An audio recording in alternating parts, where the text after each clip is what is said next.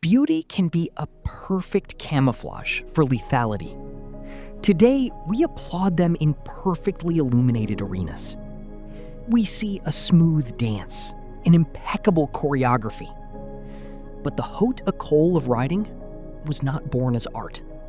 It was forged in the dust, chaos, and blood of the Iberian Peninsula. Meet the Andalusian horse, the dancer of death. Centuries ago, a knight surrounded by enemy infantry had only one chance to survive. He didn't need an animal that would just run in a straight line to escape. He needed an organic weapon, capable of fighting hand-to-hand combat. A war machine with absolute spatial intelligence. The majestic movement known today as Levade, in reality, it was a ballistic defense tactic. By lowering its hindquarters and transferring all its weight back, the horse became an impenetrable shield, protecting the knight's chest against ground spears and pikes, and guaranteeing the necessary elevation for a lethal downward sword strike. But the true destructive force was in the Capriole, a gravity-defying leap where the half-ton animal launches itself horizontally into the air and fires its hind legs with overwhelming force. It wasn't a ballet step. It was a calculated explosion to clear the perimeter. The direct impact of this maneuver shattered oak shields, bones, and any enemy formation within a 2-meter radius. To execute this anatomical violence without breaking its own spine, the Andalusian had to develop a compact bone structure and a colossal neck. Unlike fragile modern racehorses, it was not bred for marathons. It was designed for extreme agility in suffocating spaces, capable of spinning on its own axis in fractions of a second to dodge blades. All of this guided by completely invisible commands from the rider.